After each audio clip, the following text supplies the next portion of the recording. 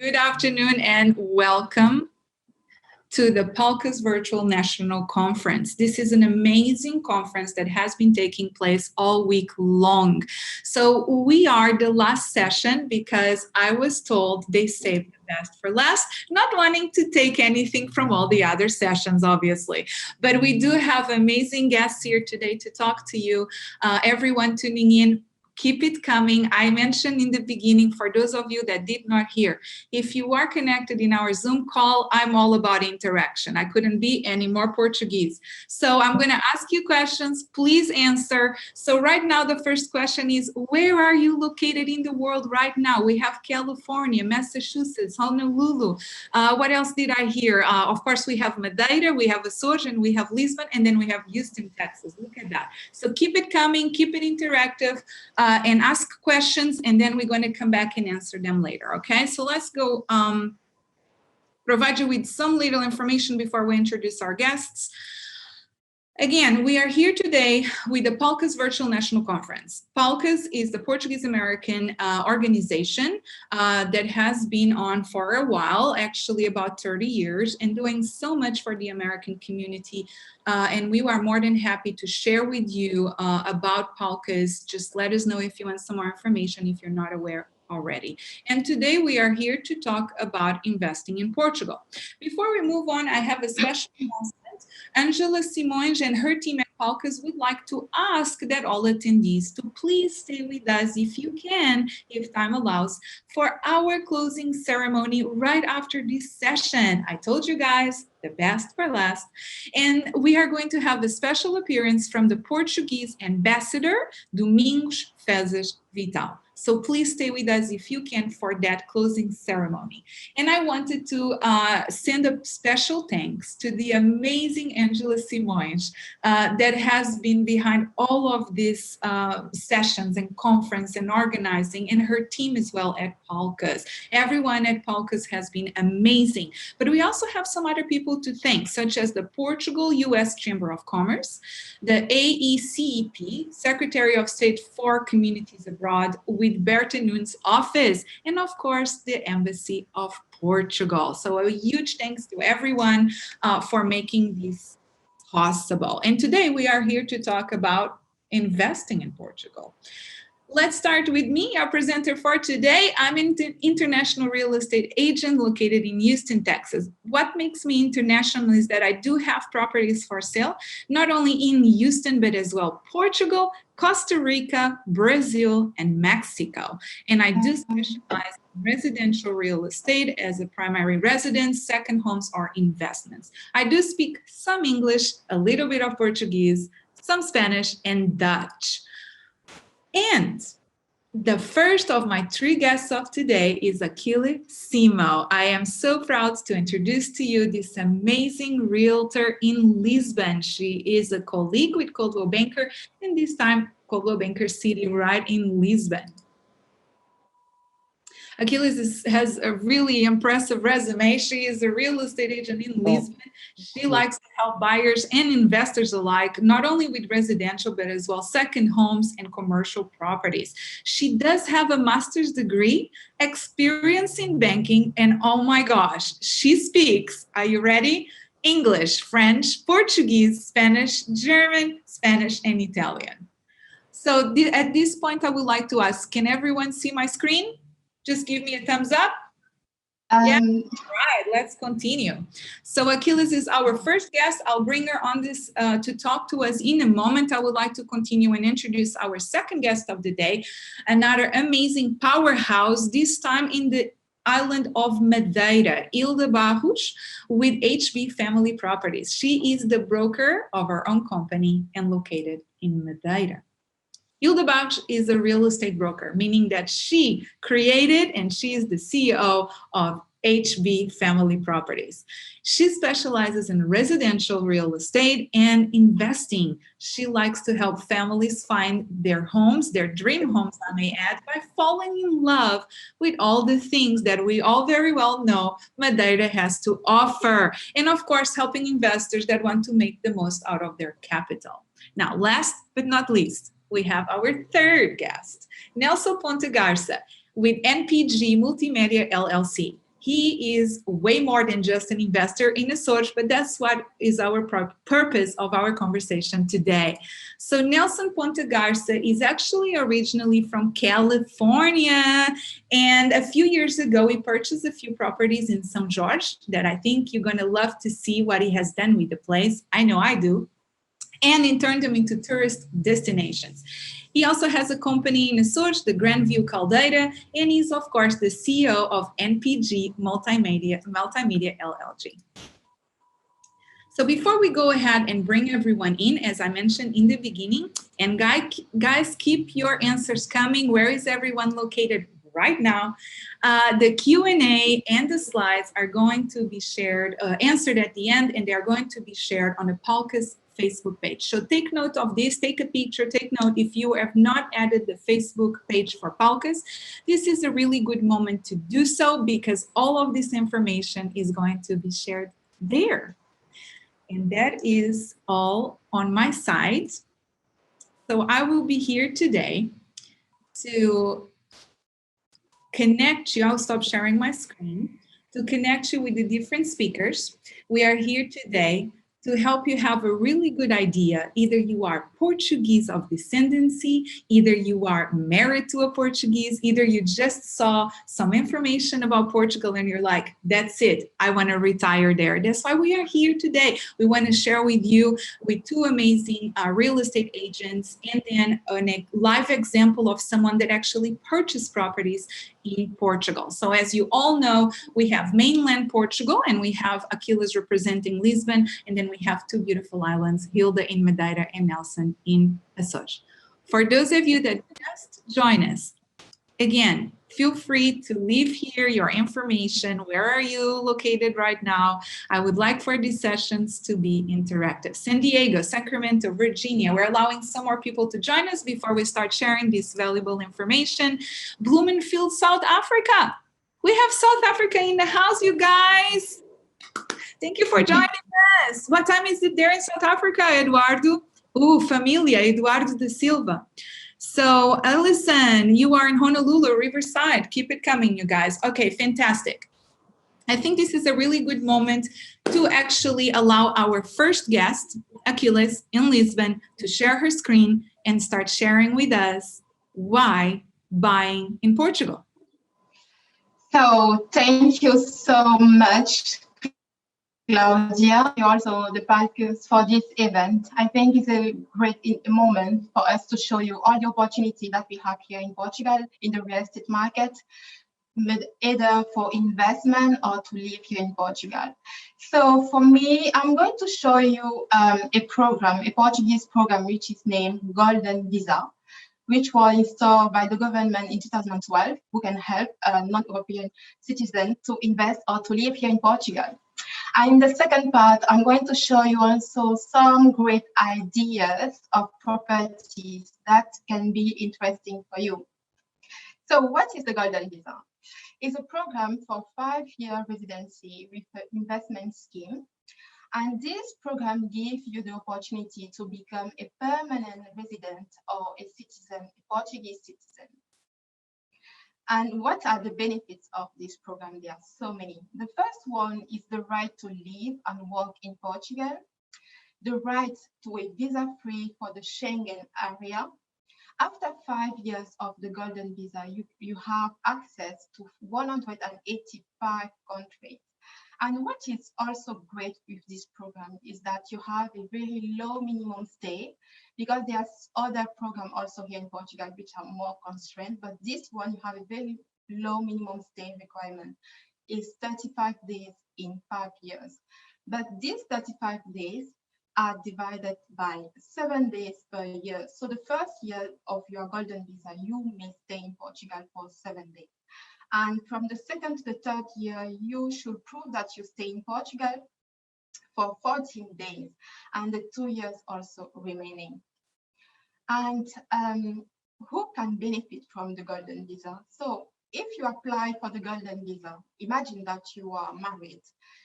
Your spouse can be added on your Golden Visa, on the same Golden Visa application, your children also.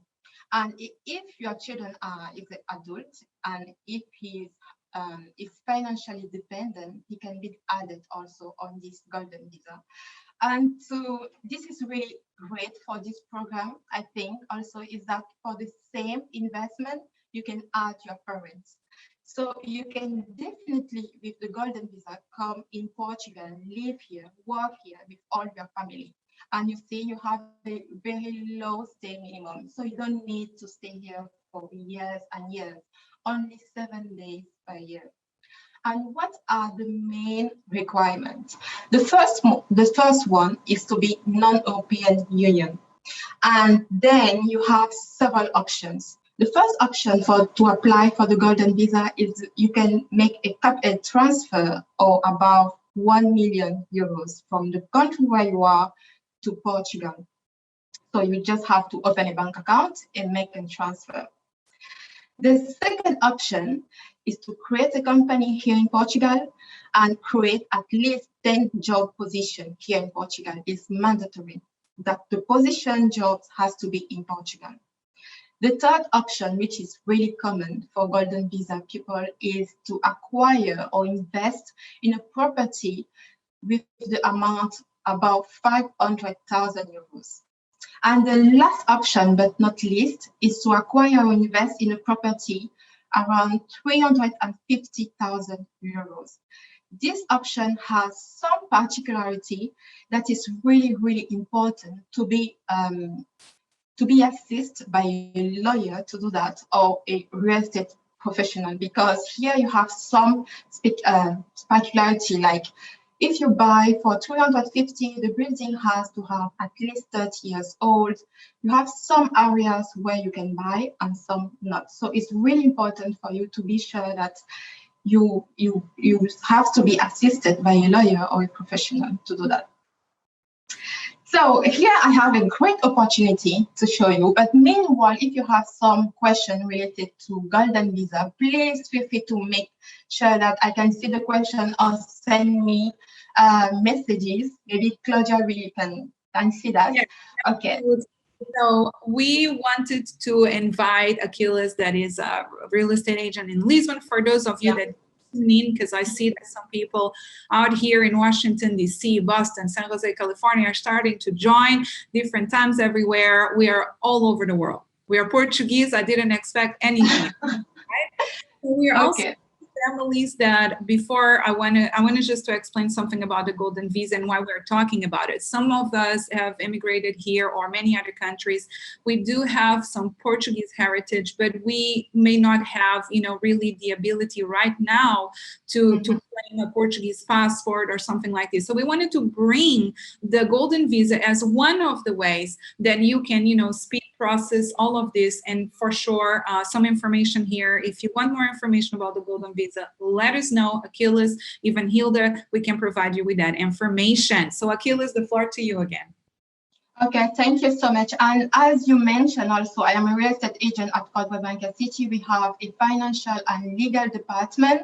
So guys, if you have any question like legal question or financial question about down payment or mortgage, we can assist you on all the process. So it's really, really important that you know that.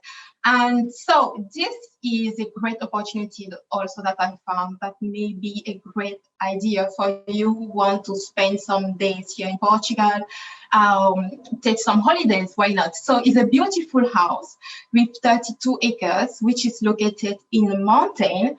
And the name of that mountain is Mountain Alentejano. So if you Google it, you will find the property. It's gorgeous. And why I choose this specific property? Basically because first of all, I don't know if there are some people who know Alentejo here. So you will see the color of the property, blue and white. And also the property has 2 living rooms, beautiful living rooms, 4 bedrooms, 2 suites. There are so many areas here. You have also a barbecue space. Let me show you here in more detail the barbecue area of this property. And also for this property, you have 32 acres, as I say, and the land is you have core trees here. So every 9 years, you can sort this core. It's a great investment also. And what is perfect for this property is that you can use it for investment, agricultural investment, or the owner of this property managed to get the permit, the construction permit, which is awesome, to get 15 units on this property. So instead of using as agricultural land, you can construct 15 more property here. So as I mentioned, the property and actually at the moment is used for short-term rental. So it's on Airbnb. And last year in 2019, it was 85% full. So it has a great rentability also. And this year, the owner of this property turned to a long-term investment. So look at the numbers. The asking price for that property is 850,000, and the tax will be for the transfer will be 51,000 euros. This time 6,800, and you have to think about the notary cost, which is around 1% of the asking price. Let's say that you want to buy this property by using some mortgage or bank loan here in Portugal. You will think about the bank fees, and all that depends on the amount that you are going to ask to the bank. Then I want to show you a small investment. So this one is a small flat here in Portugal located at Garca, which is also a beautiful area. So here I take this property is located at Garca, and you have the property has 3 bedrooms, sorry. And for this one, it's using actually for short-term investment. And it has also 85% of occupancy tax in 2019. And this year, in 2020, is used for the long-term investment. And it has a great return. So this can be also a great opportunity for you. And the last opportunity that I can show you is at Óbidos. Óbidos also is a great place to live. You have a lot of parties there. I went there last year for the chocolate party. I love chocolate, so for me it's fabulous. So I went there, and this property has 3 bedrooms. It's all new, and it's only for 225,000 euros. It's great for investment, long-term and short-term investment, and it's just perfect. The location is perfect. You have the view on the castle, Óbidos Castle, and I mean, every morning get up there, it's fantastic. So guys, I hope you enjoyed the presentation. I let here my contact and also my site. So if you want this presentation, I already download there and all the information about Golden Visa and also all the opportunities that you can find in Portugal, in Lisbon. Thank you. Fantastic, Achilles. I mean, I think you can hear us all clap. I'll clap for everyone. That was really good. I really wanted, so Angela Simo is behind all of this, right, with Palcas. And when she reached out and said, hey, Claudia, do you want to, have a session about investing in real estate? And I was like, oh, how fantastic. I have a few people in mind. And I wanted to make sure that we would actually include, everybody, because as everyone knows here in the US, we have people that immigrated here to the US and around the world from the islands, not just from the mainland Portugal, right? We have Madeira, Azores, so we wanted to make sure we include. So before we bring Hilda's here, I wanted to just let you guys know that we wanted to start talking about the Golden Visa for those of you that are married to Portuguese. And for me, for example, I'm married to someone else of a different nationality, but he wants to retire in Portugal more, I guess, sometimes than I do. So he's more interested in this information than some other Portuguese people I know. So it's really good to talk about the Golden Visa and what's out there, but as well, Achilles, thank you so much to bring opportunities that, fall under the category that you can purchase as an investment and qualify for the visa, as well as if you already have, all your Portuguese passport and everything else, that you can then, find other opportunities that you can use it as an Airbnb, get your return on investment, as Achille has mentioned, that you can use it to go for a vacation with your family. So there is different things we're going to be talking about here. Another thing that I wanted to share with you guys is that this presentation is going to be on our Facebook page at Palcas.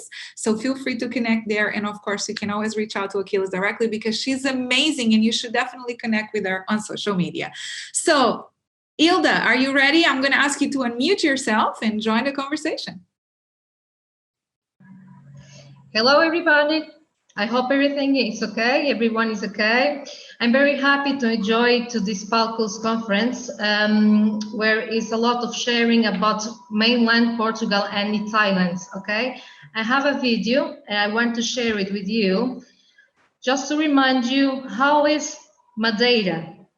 Okay, let me put it on the top. As you, Claudia, it wasn't the end. It happens. We were actually doing a little rehearsal before you guys, so it happens. Okay, let's go see it.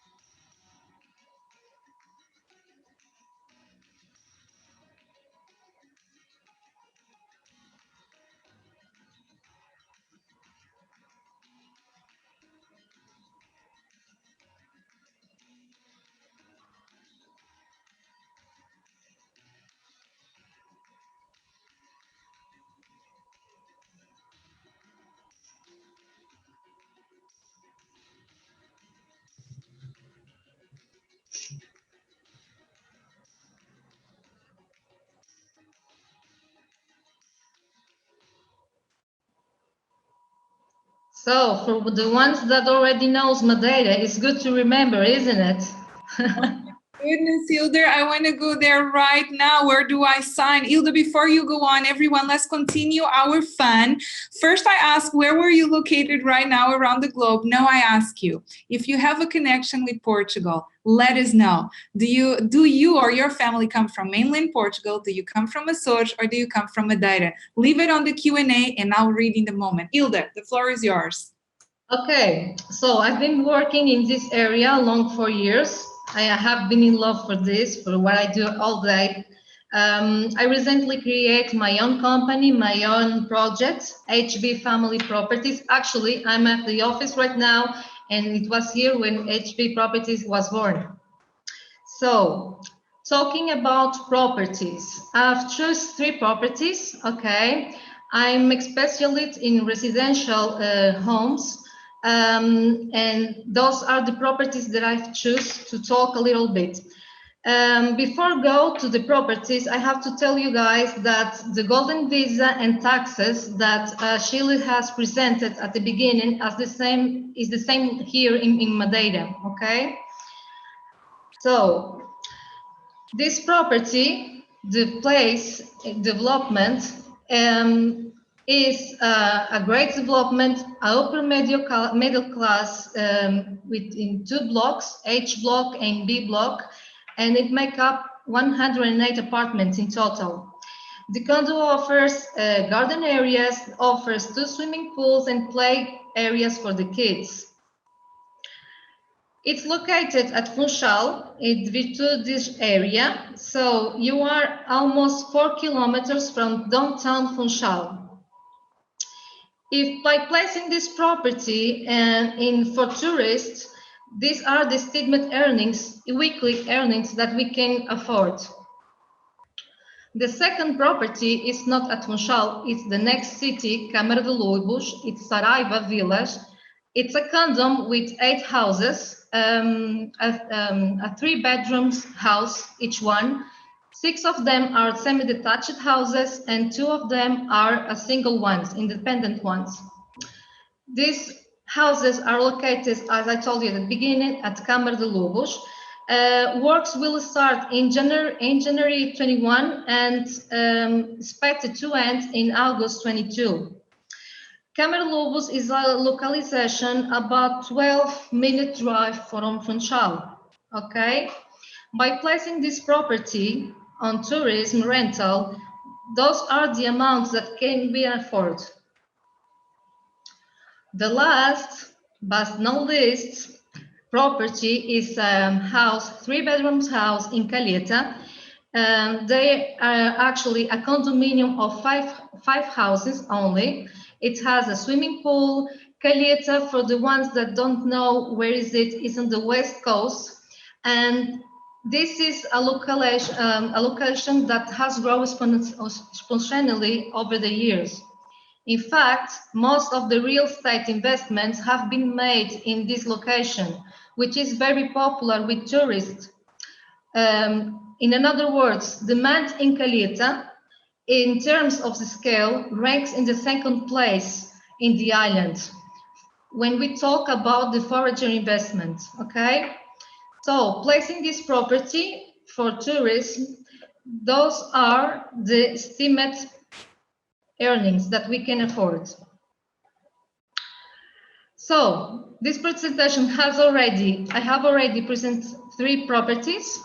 It was a great pleasure to be able to present those buildings to you. I have had the opportunity to interact with a significant number of participants who have something in common, which is our Portuguese roots. I thank Angela, Simo, and Claudia da Silva, in particular, who has always been present, even though she was so far away, you know. So if you have any questions, please feel free to ask about those investments and other ones, or if you want only to talk or making a new friendship, feel free to do it. I'm here for you. Thank you. Hilda, oh Hilda, you always bring such a heart, such a loving manner of expressing yourself. It's so typical Portuguese, and it makes that's right. Tomorrow.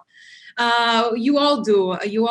And the thing is, I need to, before we go on, I need to say we have quite an audience today. We have, you would like to know that, Nelson, you have a lot of friends in the house. We have people from Pico, tiny little San João. We have Azores São Miguel. We have people from, mainland Portugal. Pico Açores again, from Joana Pires. Caldas da Rainha, who has been there. It's so nice. I love it. Continente Chaves, Santa Maria Açores, Terceira Açores, Madeira, Santa Cruz, Água de Pena. I want to acknowledge all of this because it's so nice that you all made the time out of your busy schedules to be here today, learn about investing in Portugal and share this moment with us. So I really want to acknowledge all of you. Eduardo da Silva, that is now in South Africa, I will never forget because familiar, right? He's from Porto. Chaves, Connecticut, Madeira. So we have a lot of people. Alenquer, District of Lisbon. All right. Very good, you guys. Thank you. Keep it coming. Again, let me rephrase a few things. In the beginning of this session, we asked you a favor. If you could stay for the end, we are going to wrap it up. We are going to have a special announcement from Palcas. We are going to have a very special guest talking to us here. Angela Simões is going to come on as well. The ambassador, Domingo Fezes Vital. We also want to thank once again, the amazing Palcas team and Angela's team at Palcas, the Portuguese US Chamber of Commerce, AICEP, the Secretary of State for the Communities Abroad with the Berta Nunes office, and the Embassy of Portugal. A lot of people to thank, including those attending today. So for those of you that just joined us, because some of us are actually joining live and have done a few of these, so I know that it happens that sometimes we just join a little bit later, and we are so grateful you did. We actually here today to talk about opportunities of investing in Portugal, on the mainland, Madeira, and then we're going to have our next guest that is going to talk about his example on doing so in a Azores. So we thank you for joining us. My name is Claudia de Silva. I'm located in Houston, Texas. I'm an international realtor with properties to sell, in many countries of the world, including Portugal, Costa Rica, Brazil, and Mexico. We had Achille Simo with Coldwell Banker City, realtor in Lisbon, that presented us some information on the Golden Visa and 3 beautiful properties that we will be sharing this information later for those of you that missed it, that make great investments. One that would be applicable for the Golden Visa, and 2 others that if you just want to, you already have your paperwork, you just want to buy a property. If you have questions about how to buy the property or anything related to the properties, put it here on the Q&A. We'll come back in a few minutes and answer those. And just now we had Hilda. Hilda is located in Madeira, and she was talking to us about why, she reminded us why it's so beautiful, the island that she lives in, and why people should be investing there. So thank you for that, ladies.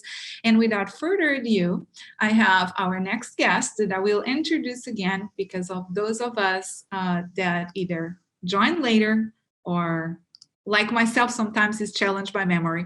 So Nelson Ponta Garca is our next guest. He is the CEO of NPG Multimedia LLC. He is many more things than just an investor, but for the purpose of this talk, he is our investor example in Azores. He is originally from California, and a few years ago, he purchased a few properties, and I'm gonna go ahead and let him tell us all about it. So Nelson, are you unmuted?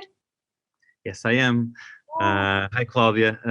Thank you so much for having me, Palkas and everybody here. I see all our participants and the great presentations by our 2 great realtors here and consultants. It is crucial that once you buy something that you associate with good professionals. And I remember just a few years ago, especially in the islands, in Azores, Madeira, and in mainland Portugal even, there weren't too many real estate just 5 years ago. It's something that is really growing, and it's kind of just like America now and other countries with the quality that you saw presented here. Palkas has a very special place in my heart. I remember all the way back to the hi Angela, hi Fernando, everybody at Palkas. I remember all the way back to the galas. We can't do the galas now with COVID, but I remember attending several of those at different levels, helping out with the production of some of those. I really miss that, and Palkas, I really recommend everybody attending those galas. The level of networking is incredible, and you learn so much. So I decided to do this. I've been living, I was born in California, lived in California for a long time, but I always came back because I lived here for a long time in Portugal. And I was convinced after several presentations from, I also work for RTP, I'm a producer. So I used to go interview and do a lot of content from AICEP to the Consul General to our ambassador, Domingos Fezes Vital, the different Consul Generals. And I remember when in California, they started taking the first steps to promote Portugal in a big time, and we could really see the effects on the last 5-10 years of all of that work that different governments have been doing, and Portugal has been doing an amazing job. So much so that Portugal, especially now with the Web Summit, Lisbon is becoming this tech hub like Silicon Valley. Azores and Madeira are becoming so attractive, so many people that not only want to come and retire, but want to work as a global player. And I wanted to come and try and do that. And I've been living between America and Portugal for the past 2 years, and now with COVID, it's been a great place to be and work globally from Azores to the world. And I've done that at a level of starting. One purchase I did was an Airbnb in the UNESCO landscape in Caldeira, St. Cristo, which is a very well-known area. And I was very blessed because those properties, it's very hard to find properties now because it's very few of them. So this is kind of the timing was yesterday, but this is the time to purchase in Portugal because things are only going to get more expensive. And even with the economy and with the COVID, we could see that a lot of people are looking to Portugal as a place to work and not only retire, but to continue doing great things. And I did that, and I'm also working on a project called the 5 Marrabutas, the 5 Elements of Life, part of Azores Zen, which is a business I built here in Portugal. It's called Azores Zen, and it has a component, of bioagriculture also. So Portugal is a great place to live a sustainable life. I have a 5-year-old son that I want to start having him with healthy habits, and connected to the land, to agriculture, to bio, to different things like that, very close to the ocean. Anywhere in Portugal you are, whether Madeira, Azores, or Lisbon, or mainland in general, you want to be closer to the ocean.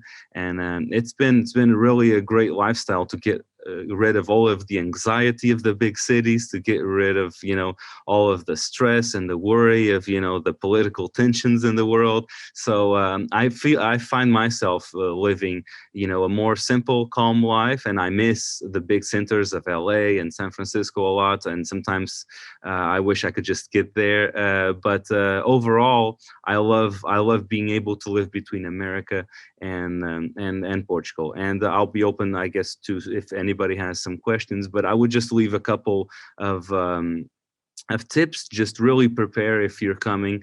Things are different, and some of the things you hear about Portugal are getting better, but there's still some things that you need to prepare so that you have a good experience. And don't let yourself be discouraged or scared by people that say that you should not invest here for this reason or that reason.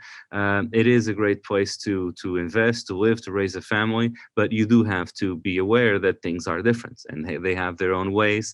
And to set up a business here is different. I would start kind of getting into it. One of the challenges that I'm facing also is with construction, because Portugal is growing fast. The need and the demand for construction is very high. So those properties you saw ready to move in, they're a good option. I went the route of like building in very remote places where you need to almost go there by helicopter, and then in islands where the population is low. It's a total zened out place, but at the same time it's a big challenge for construction. So start establishing those things if you want to build something from scratch, or if you want to build in a land like those presented there, if you want to build up something, and really starting to understand the incentives. There's a lot of Europe money coming our way to Portugal on the next few years to kind of work with this crisis that is worldwide. And I think it's a good opportunity, seeing like a problem that we have now with this world economic crisis as a good opportunity to invest. With the 2020 sponsorships of Europe that are ending now, there's going to be new opportunities now of funding for projects that you could invest in Portugal associated with real estate. So far it's been challenging, but a great. You can totally live between different parts of the world, and Portugal is definitely one of the places to be these days. Oh, thank you so much, Nelson. That was very, very enlightening. I love listening to your journey. It's a real one, and it's so true. Portugal is definitely in high demand, not just for us Portuguese, but also the Americans are finally discovering Portugal, and they are asking more and more. Hence, I have some properties right now for sale in Portugal here in the US, because the demand is starting to grow. Americans are definitely looking at Portugal as, the third safest country in the world. It's a European country. It has good health care. It does, it's safe for their families, and it offers so much. Indeed, anywhere in Portugal, either the islands or mainland, you're close to the sea. You can do all sorts of, it's like you are in a permanent vacation if you can really live like that there in Portugal, for sure. So everybody, before I go ahead and open the Q&A and ask more questions to our amazing guests today here, I wanted to ask you to, at this moment, start typing down your questions that you may have for them, but as well, let us know. Are you here today to just pure curiosity, or are you really looking to purchase a home within the next 6 months? Because we have something we want to share with you guys, and I want to send you that information if you would like. Now, at this moment, I would like to start with a question from Chris Corgas. And I'm sorry, Chris, that it took so long because he was the first one to type it. As soon as we started, he typed it. So if you guys can go ahead and unmute yourselves, all of you, feel free to throw us questions. So Achille, if you can unmute yourself, Hilda, if you can unmute yourself, and for Nelson as well, because I'm sure a lot of people have questions for Nelson. How did you do things? What challenges you're going through? So the first question I have is this. And whoever wants to take it, please feel free to answer. What is required for a down payment on a property in Portugal? We are talking about the percentage. They're asking what is required to do a down payment in Portugal. I think it would be good, and I think I can help a little bit, that, you know, are you Portuguese or not? It doesn't matter. You can ask a loan in Portugal. You can actually get a loan in a Portuguese bank. So Hilda and Achilles, maybe more for you, if someone comes from abroad, they may be Portuguese or not, but they are abroad and they want to buy a house in Portugal, but use one of the banks in Portugal, what would they need in order to get it going? Okay, if they don't have the nationality, Portuguese nationality, they have to be pay down payment about 30%. Okay, and then they will be able, if everything is okay with their earnings, they have to, everything will be okay to make the loan. Okay. I don't know if Achilles want to tell a little bit more about it. I don't know if I understand correctly the question, but I think maybe the person would like to know if he can buy a property with only down payment. I mean, yes, without a mortgage, yes, you can definitely buy a property with a down payment. But if you're not Portuguese, you should first open a bank account. So get a NIF, a fiscal number, and then open a bank account. And for the fiscal number, you will need your ID card, and also you can make a procuration for someone here in Portugal who is living here in Portugal, who can do that for you. Normally, it's a lawyer who has to do that, and you can prove with an ID card and also the address. So the address where you are. Only that to document, and then a lawyer of someone who lives here in Portugal can do that for you. And then you can open a bank account, and everything now you can do it like by internet. So you can open a bank account, transfer the money from where you are to here, and buy the property by down payment. Yeah. Great, ladies. So pretty much it works a little bit like here, maybe. So whenever you're for a mortgage, you do need to prove, proof of income, employment, where do you live, where the money is coming from. So it's the same everywhere else. And then according to loan amounts, the money you are asking to borrow to the bank, then we will decide how much of a down payment, right? So what's that percentage? Or is the percentage always the same, 30%? 30%. That I know it's 30%. For foreigners, yes. For foreigners, it's 30. Nelson. Hi, Chris. Just wanted to say hi, Chris. I haven't seen Chris in a long time. I saw him when we interviewed for Portuguese in California a long time ago, and he's progressed on his career wonderfully. So, and I think one of the things is a lot of our guests here, they probably have Portuguese nationality, so it would be kind of our target audience at this point. And if you're entitled to Portuguese nationality and you don't have it, get it. That's the number one step, because a lot of Portuguese Americans, they're considered Portuguese Americans, but in a way, only if they have their passport and their cartão cidadão are they, for purchasing a house or a loan, truly a Portuguese citizen. So you guys get that going. I know it's difficult now with the consulates. So the more you plan ahead, the better it will be, right, Mr. Ambassador? I'm sure he will agree. The consul generals will help you out, and even when you come to Portugal, it's a great opportunity also to take care of your paperwork and do your thing. So that would be the first, because if you are a Portuguese citizen, in many cases you could purchase something with 0 down, with 100% down. There's a lot of options, and the banks are pretty flexible. I found out, my experience was that I purchased some things by paying them and others by getting a loan, and either way, I find that that is one of the things that is easier in Portugal to get a loan than it is in America as far as the bureaucracy that it takes. It's one of the few things that I thought it was easier here, because they don't ask as much stuff as a loan in America. And I've done that in America. I purchased a home in America, and it's a lot of paper.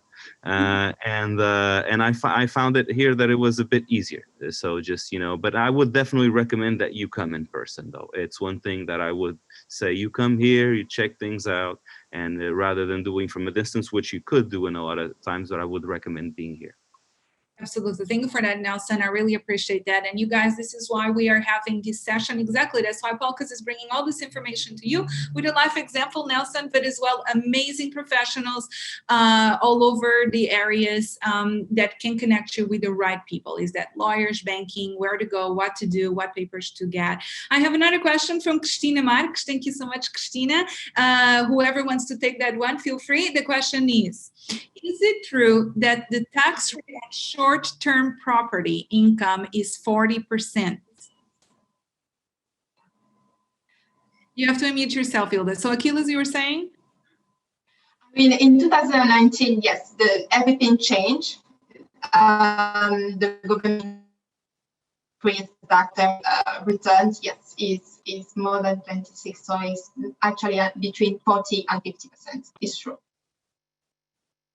Okay, I guess we answered that. Cristina, if you have any other questions, feel free to type them. Eduardo de Silva from South Africa is asking, my wife and I both have Portuguese citizenship and are planning on purchasing property in Portugal, but we have no idea what the first step would be. Example, yes, to open a bank account in Portugal, obtain the number contribuinte.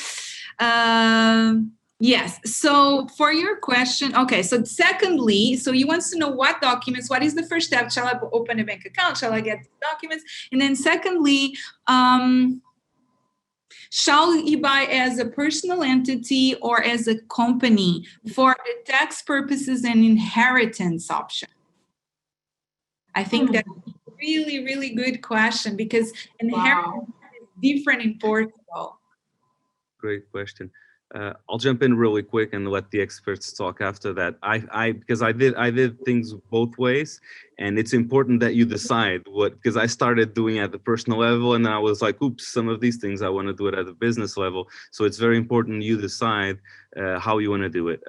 You could do, if you're going to do it at the business level, so you should already be creating the business, because it takes a while to not only create the business, the bank accounts, all of that stuff, the branding.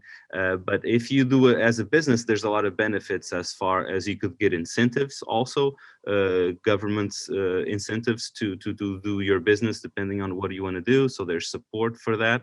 There's also tax deductions you could do. On the other hand, there's some taxes like the IMT, I believe, that is higher once it's a business. But then you could deduct a lot of the stuff from the house, like the interest, for example, that you pay. You could deduct it, just like America. So if you have a business in that sense, it makes a lot more sense. But if you just want a home to kind of stay and spend vacation, I would say just do it at a personal level. And if you're looking into getting like grants and funding for a project to make it a rental house, then it needs to be a business. That was great.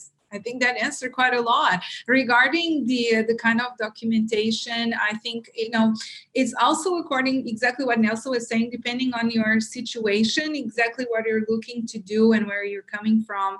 That's why we're connecting you here with Achille that can answer from mainland and Hilda from Madeira. And then in Azores, I'm sure we can find you amazing professionals. I'm sure Nelson knows some amazing professionals that can help us and guide you on the right path. Ladies, do you want to add something to that? Actually, Nelson talks everything, because if you want, if you do it for your own, taxes are lower than if you are going to buy this house as a company. But you can reduce the taxes of the company when you have the income. So you have to choose very well what do you want. All right. Eduardo, if you have any further questions, feel free to reach out and we will do a consultation to explain a little bit more, help you. Okay. Now, Chris, Nelson, maybe you want to help out a little bit. Is your friend Chris on the line? He is asking, is setting up an LLC in Portugal similar to the US? Yeah, I know it's similar, and things got in a way that it's pretty much you have the different levels of business where you could have, you know, a sole proprietor, you could have a company with, you know, like an LLC, different shared quotas. They just give it Portuguese names, but you know, you could do everything that you do in America here. And sometimes it used to take a little bit longer, but now with Simplex, a program that the government has been implemented, and with the Lojas Cidadão, and things are really much easier, and things go a lot smoother. So it's, you know, in many ways it's whatever you can do in America, usually you could do here, and even the tax rates and everything else is less. One of the things that here used to be really low, but they kind of learned with America in a way, was the property taxes. So the property taxes used to be really low here, like ridiculously low. So they're catching up and starting to charge you more for the what they call imposto de selo, what they call here. So they're catching up a little bit, but still, it's the good news is still way cheaper than like the 1.5% almost in some states in America. Yeah. Fantastic. Ladies, you want to add anything to that? Are you good? You good? All right. Thank you, Nelson. I really appreciate it. A lot of knowledge here. You guys, I'm so glad you make it out here today because we get to learn a lot and connect with one another. So Lisa de Lima is asking, what are the implications if you have a dual US Portuguese citizenship versus golden visa? So there is no implications. The golden visa is for those that don't have citizenship. Yes. Correctly? Yes. It's only for non-European Union citizenship. Yes. Yeah, definitely. I hope we answered that question, Lisa. If it was something else you wanted to know, let us know. Robert Medeiros, he's saying, maybe you can help Nelson with this one. Is it best to work with a US bank or directly with a bank in Portugal to help you with financing? Portugal. Well, the first thing is I think it's difficult to get a loan in America to buy something in Portugal. So I would say that kind of would answer that question. As far as the rates, they're very competitive over here. I would say they're similar, the interest rates, the process is easier. You being a Portuguese American, if you have your passport and your things, you just open an account and you start the process. And actually the experience I have is that they privileged a little bit an American citizen because your income is higher. And usually, even if you have just a medium income, if you don't make a fortune in America, it's a lot more money. For example, if you make $40,000, $50,000, $60,000, which is in America is not much, here is a lot of money. And then if you're like in the Silicon Valleys, like, you know, $150,000, $200,000 a year, then it helps you a lot. Another thing that I find interesting is that they don't go by the credit history too much. Over there, it's credit score, credit score, credit score. I don't think they didn't do that here with me and people that I am aware of. It's mostly like your income, your assets. They really look into if you have any other asset they could go grab if something goes wrong. But the credit score thing, it doesn't exist here, so you don't have to worry about not having a credit history. The main thing they look at is your monthly income and your ability to pay, and still the old-fashioned way of kind of like your reputation throughout the years if you have a bank account. So I would really recommend that you open an account and have some transactions going, so that that's kind of your credit history here, is having a bank account. Right. Absolutely. I just want to add. I could have.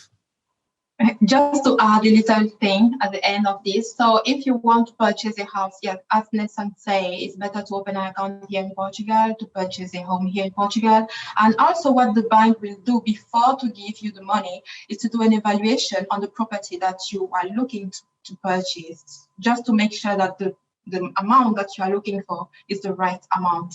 Yeah. So it's good also for the person who is going to purchase the property. Right. And if you're going to build on, like, let's say if you're buying property by the ocean, and it's not like the property is not ready to move in. Ask a lot of questions. That's why a good real estate and consultant is important, because they're very picky here. Like most of these areas where you want to be, they're like UNESCO areas, World Heritage areas, and there's a lot of restrictions with the environment. So you might be purchasing something that then you can't. You get there, and I know a lot of people got frustrated. They purchase something and then they can't build what they want. That's kind of one of the main things here. But I understand Portugal doing that because they're trying to preserve so that we just don't build all over the place, and keep it traditional, and keep the country with the true essence of the Portuguese culture. But it could be frustrating for some people that purchase. I have a property on an area that I usually say I own it, but it's really not only mine, it's world property. You have to look at it that way. Because you can't just go there and change your windows or paint the door a different color if you're in particular areas. In other areas, you could do whatever you please. So I would just really take that in consideration. Absolutely. Thank you for that point, Nelson. At this point, I really would like to address that. This is so important why we are, and again, another reason why we are doing this talk today, where we're bringing this information to you and connecting you with amazing professionals. So like myself, I want to buy a house in Portugal, but I don't live there anymore. I left 20 years, 30 years ago. I don't know where to start. I don't know where to go. Things have changed since 20, 30 years ago, a lot. So it's really important to be working with the professional in Portugal. It's never been so prevalent to really have a real estate agent. And this is why we are presenting to you two great opportunities here to connect with Achille and Hilda to help you in the different areas. And we, of course, have a whole network in Portugal. Myself, in places that I mentioned here today, Setúbal, Caldas da Rainha, whatever that may be, we do have professionals in all these areas that can help you. From what you need to do, documentation, the whole buying process. That's another thing. That's why I was asking who's looking to really buy, who is serious about this, who wants this information. We do have some information about the buying process from the beginning to the end that we would like to share with you guys. So let us know if you're interested. And these agents can definitely, guide you through it, including myself.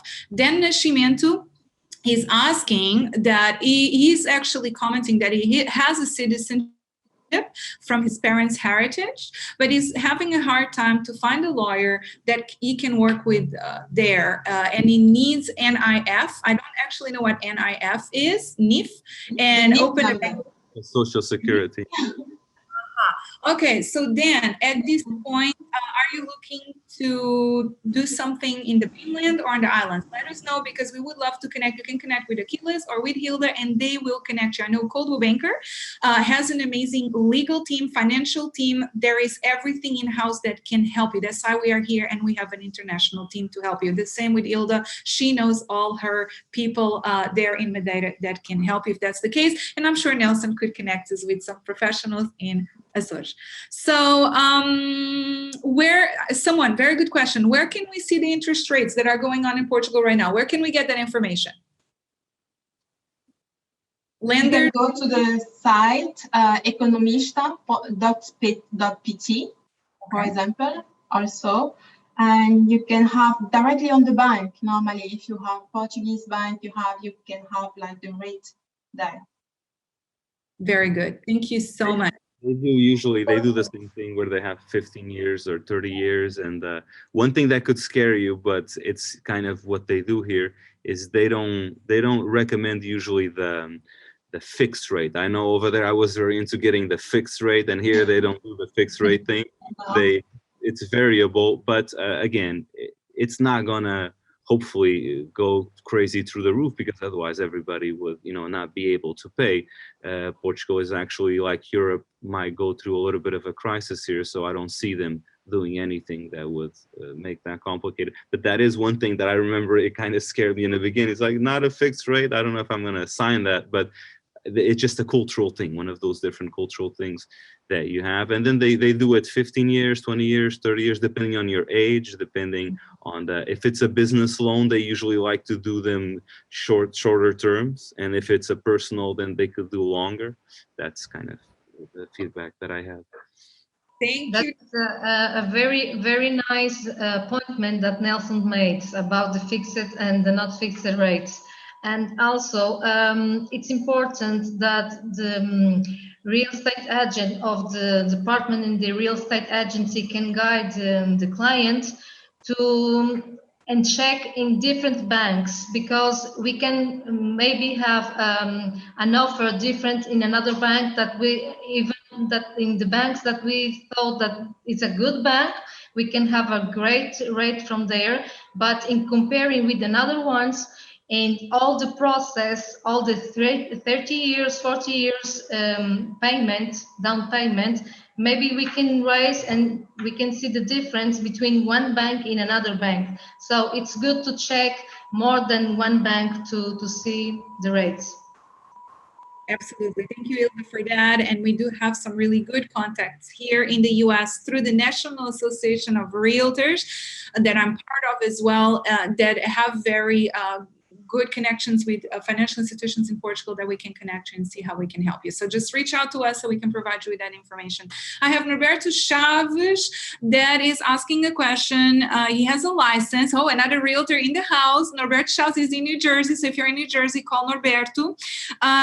He wants to know how you work real estate in Portugal out of the US. Okay, so I think that one is for me.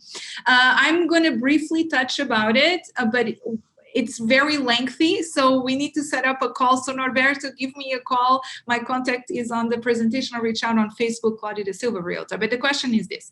So if you are in the US and you have property in Portugal, so say that Nelson decides to move back to California. I don't see that happening, but he moves back to California, and now he wants to sell his properties that he has in Azores. And he wants to target the American market because he built a property that, you know, he could have someone, an American, a Texan, or someone in Florida or in California to purchase it.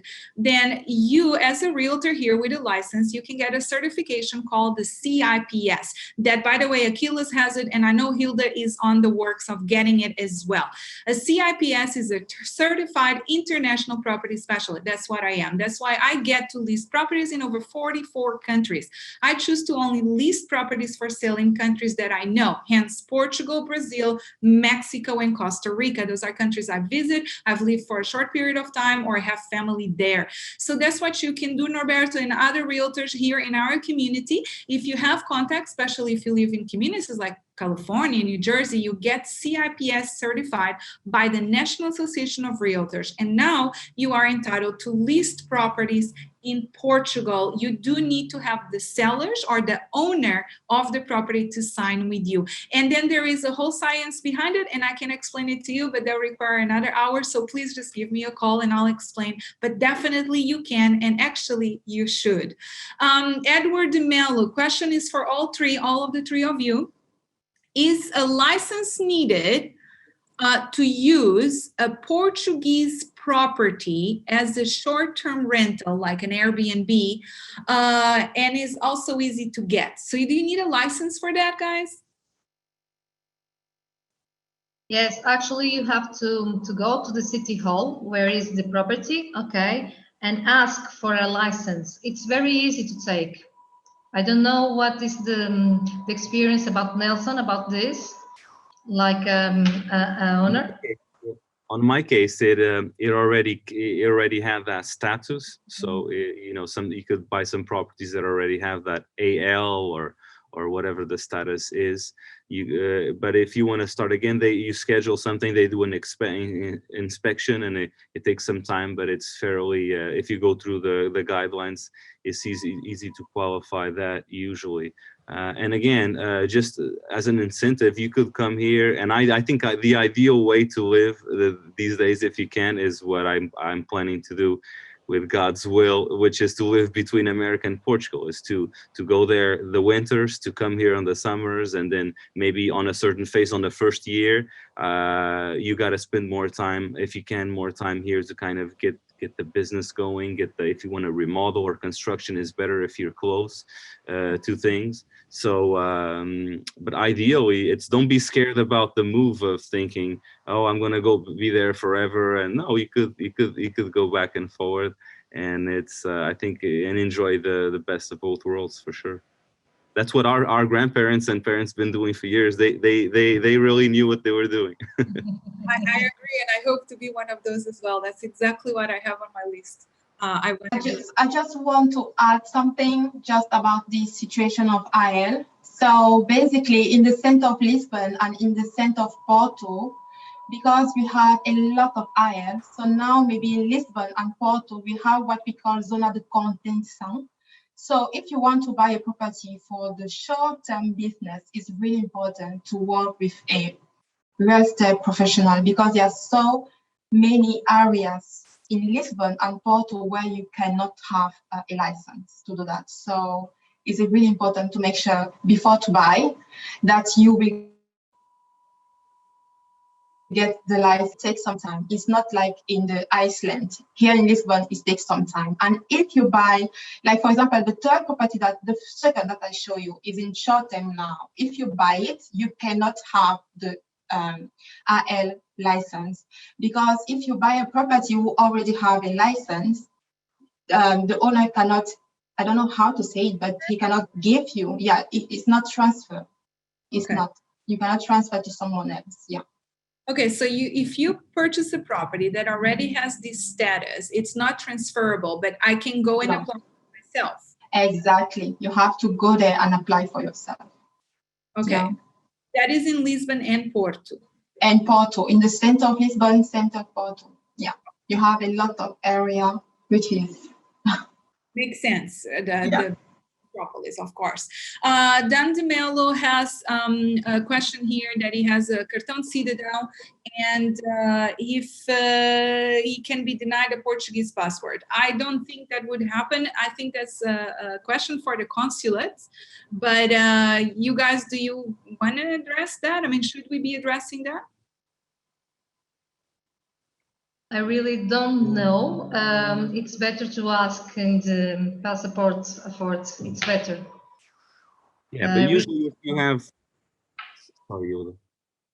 Usually if you have a cartão cidadão, that's usually the hard thing to get. It's usually the one that takes longer and that proves your citizenship. Once you have that one, actually, for example, in San Francisco, California, that is really far from Portugal, it usually takes about a week only to get a European passport. So Portugal, if the cartão cidadão is taking a while and some people complain the citizenships might take a long time, the passport is really fast. And if you get the express option that they have, it's really fast. So the hard part is if, for example, if you're the grandson of a Portuguese, or if you have a hard time getting the documents of your parents, if you never did it, or if you just have a bilhete de identidade. But if you have your cartão cidadão already, it's really, really, really easy to get your European passport. And if you don't have any major issues with law, I don't see any reason why they would not give you the passport. Absolutely. So you guys, thank you so much for answering all these questions. Everyone, thank you for asking all these amazing questions. To keep us on track for the purpose of time, to honor your time and everybody else's, we have 10 more minutes. So I'm going to be answering a few more questions. We're going to be browsing through them. Again, thank you everyone for joining, for being here. And we are going to have the closing session right after. So please remain with us if you can, if time allows you. So Cass Mowat wants to go to Portugal, wants to buy a property in Azores. He or she, sorry, I can't tell, Cass, I'm so sorry. Something very specific in Azores. So how can they work this out? Well, Cass, for you, reach out to us. We'll be able to connect you with the equal professional, to Achille and Hilda, but in Azores that can help with the whole process, do the search for you, do all of the from the price to the records, and help you find addresses and everything else. So connect with us so we can connect you with a professional, either on Facebook, find one of us and reach out, or even Angela Simões. Let me look for some more questions for you guys here. Again, I have someone, Sean Jackman wants to buy in Funchal in the next 1 to 2 years. Sean, you have Hilda Barros right here. Feel free to connect with her. She can help you. He is asking Hilda for you, is it safe to buy sight unseen? That question is for you, Hilda. Is it safe to buy sight unseen? Yes, it is. Actually, my colleagues, they have been selling in this way because people want to buy here, and they have been purchasing the properties like this. It's safe to do it. Okay, fantastic. Chris Cargis again. Chris, thank you so much for being so active with the questions. We really appreciate you, Chris. So he's asking, are the ROI properties in cities like Coimbra and Faro and their immediate vicinities, how are they? So I will actually briefly answer that because, it depends of the kind of property. So we really would have to look at the different kind of properties. What are you looking for? And then we can see what the ROI would be. So connect with us so we can actually have a session with you and go through. And by us, I mean Achille in this case, so she can pull some information for you and connect you with our counterparts in those specific areas. So Luis, thank you so much for your questions. I hope we answered them. Okay, so I have Luis de Lima. We just completed getting our dual citizenship. How and where do we go to get the certão, I guess, certão de nascimento and Portuguese passport? He is in LA. So there is an embassy in LA, right? So in LA, and I don't want to speak for Mr. Ambassador or the Consul General, but I was an advisor to the Consul General, I still am, on my last year as they extended the Conselheiros das Comunidades Portuguesas timing because of Portuguese elections. And what do you do in that area, in LA area, is you have an option of going with we have a great honorary consul in that area, Paul Menezes, that it also happens to be a lawyer. Portugal, before they had an office close to downtown, I believe, but now it's right on the center of the heart of the Portuguese community in Artesia, California. And Paul Menezes is the honorary consul that could help you there. Although if you need to do something from the beginning where you need to pick up what they call dados biométricos, you would have to go to the Consul General in San Francisco. So Paul there would be able to help you out, kind of direct you and help you get your documents together. But the next step I would take would be to go online to the Consulado de Portugal in São Francisco website and schedule an appointment. And for anybody else listening to us at this point, because of COVID and because of some of the consulates being a little short on people and a lot of high demand for citizenship, they're taking mostly only online reservations. So don't go from like Hawaii or LA, fly to San Francisco, because they can't really they can't assist you unless you have an appointment.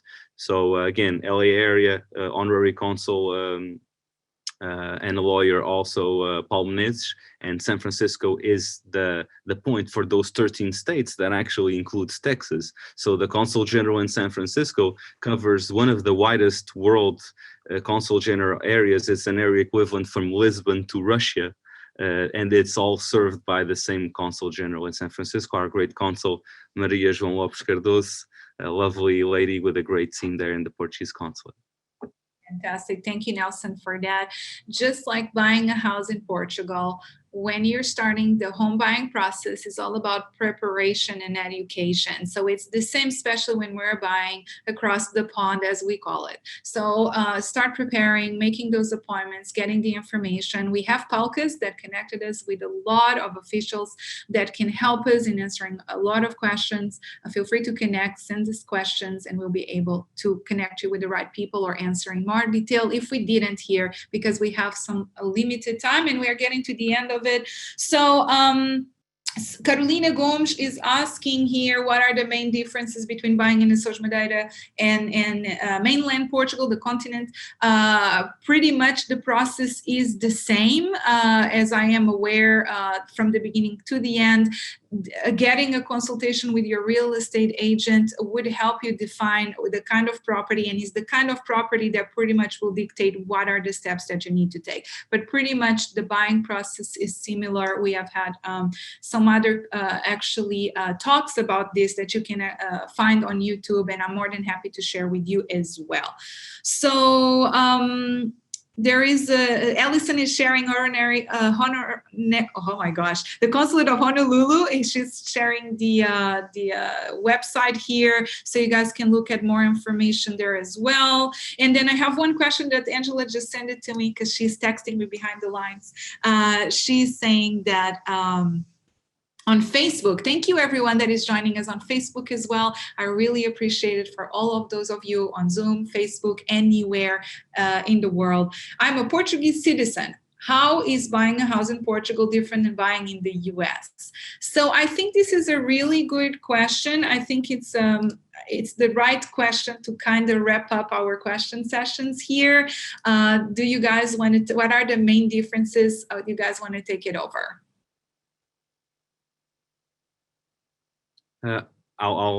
So I purchased a home in California, in America before, and then I purchased one here.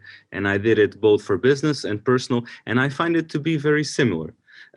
If assuming that you have the Portuguese citizenship, you know, if not, there's other things like the golden visa and other options that that they explained earlier and they can help you with. But if you are a citizen, the first step would be to get your documents together, get your passport, your cartão cidadão, so that you come here, you know, just like a Portuguese person. You know, you have your, and usually the NIF is the social security, so they use that number a lot. But the good thing is once you do a cartão cidadão, it all automatically comes up. Actually, you get the number of Segurança Social and Medicare actually for you could have basically healthcare right away once you do your citizenship, because that card has several numbers. It has it's your ID, it's also your social security, and it's your medical card. So in a way, if you have that, I would say it's very similar. The good news is that Portugal is still, in general, cheaper, more affordable to live than most of the main cities in America. So you could live, I remember always wanting to live by the ocean, and in California, it was getting a little complicated. And especially in the areas that I love, like Newport Beach and others, you're looking at $2, $3, $4, $5 million for a humble house over there in those areas. Well, you in Portugal, you could live right on top of the water, if that's what you like, for, you know, a tenth or a 20th of that price.